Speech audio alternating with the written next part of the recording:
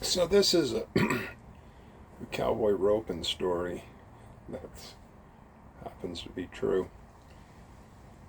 So we would ride out all the time from the ranch and go out onto the desert, and this guy Lonnie was a roping fool.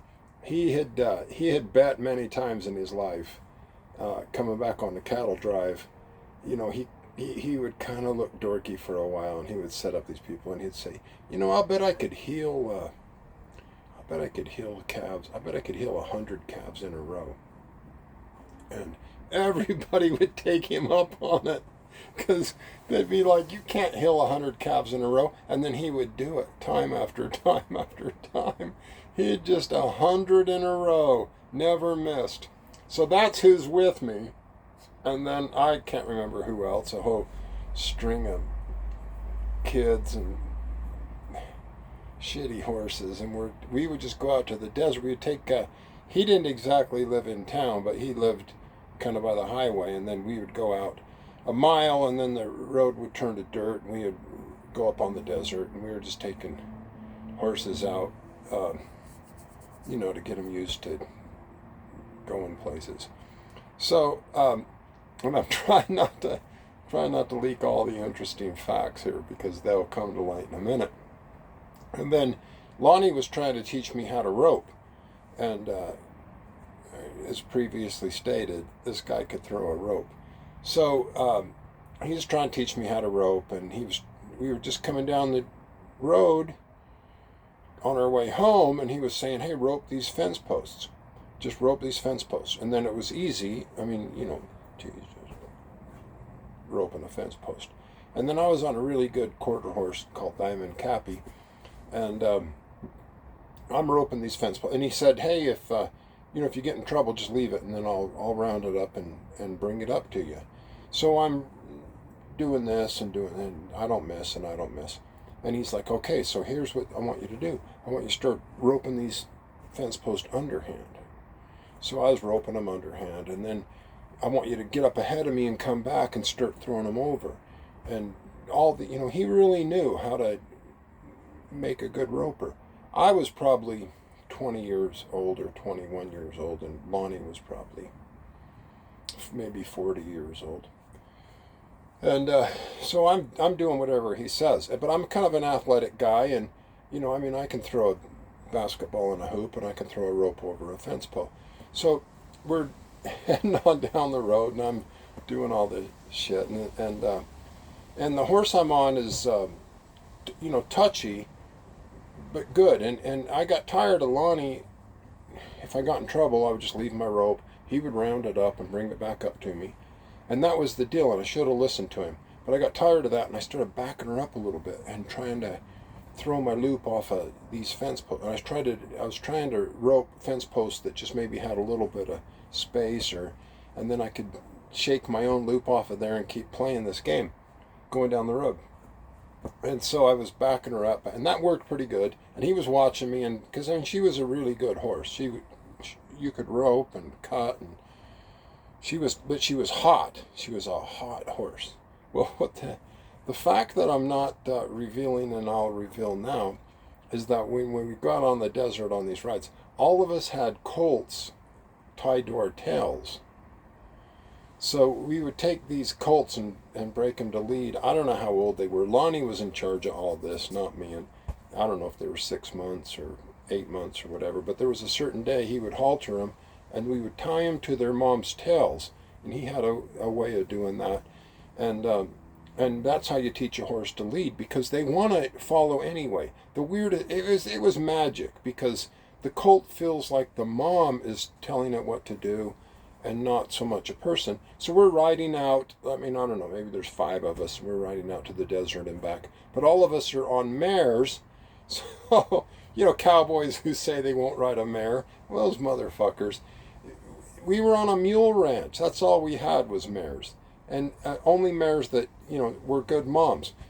We didn't ride good. If we had a decent horse on the place, we sold it. If we ever ran into a gelding that was decent, we sold it for a lot of money. We're all riding these crappy, horses and that would have babies.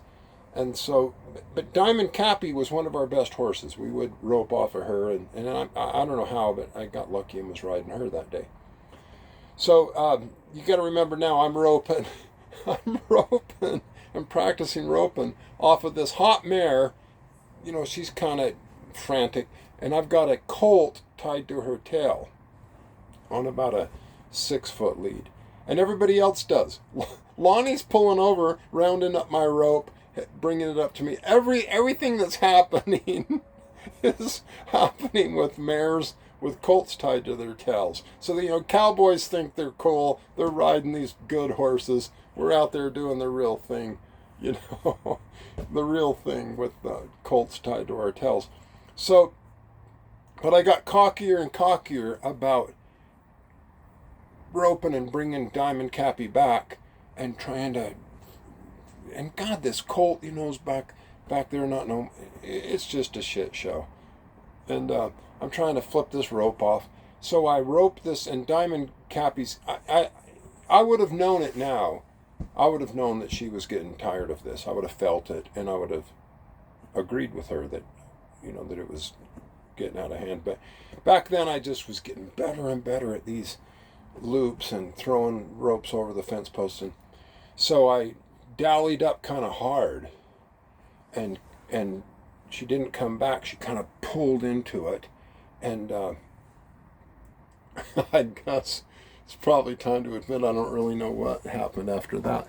But I think she and Diamond Cappy would buck. I mean, Jesus, she was a, you know, real cowboy horse. So I think I was still.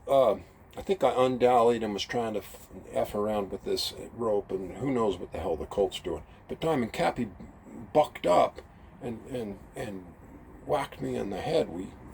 I wasn't paying attention, so I just flopped forward, and she hit me in the head. And you've never head-butted anything till you've head-butted a horse. And of course, God just knocked me. It didn't knock me out, but it knocked me back. She hit me right in the smack of the head. So not only, and then she's raring, you know, bucking me off, and I go off the back. Well, I don't just go off the back. I go off the back and land on the rope between her and her baby. And Lonnie's right there, you know. But the whole time, you got the rescue crew, whoever they are, they still have colts tied to their tails too. So I could hear Lonnie say something like, you know, shit or something, and I land on this rope. But the funny thing is, I land on this rope, and it kind of compresses me and the colt and her mom, and it pulled the colt in close enough that she wasn't kicking at me. I was laying there, and this Diamond's kind of having a fit, and the colt's right here, but she had enough sense of herself that she wouldn't hurt her colt, which saved my life. She probably should have kicked whatever brains I ever thought I had. She should have kicked him out of me. But instead, she just calmed down, and I think Lonnie got. And then you got to remember, I mean, I'm not knocked out, but I'm definitely a technical knockout, I think they call that. And Lonnie comes up, and I can imagine, and we didn't have cell phones then, but Lonnie's jumping off another horse, handing it to somebody who also has a horse and a colt, and a horse and a colt, and the colts are going all over. What? This is the real deal. And I got up, and I mean, it's so funny when you say, you know, what did you do? You got back on and rode home with stars spinning in your head, because it was so far. Like, nobody's gonna carry you or build, you know, or call the ambulance. You gotta be kidding me. So I got back on, but I quit roping. I quit kind of screwing around on the way home. I was kind of glad just to get on home.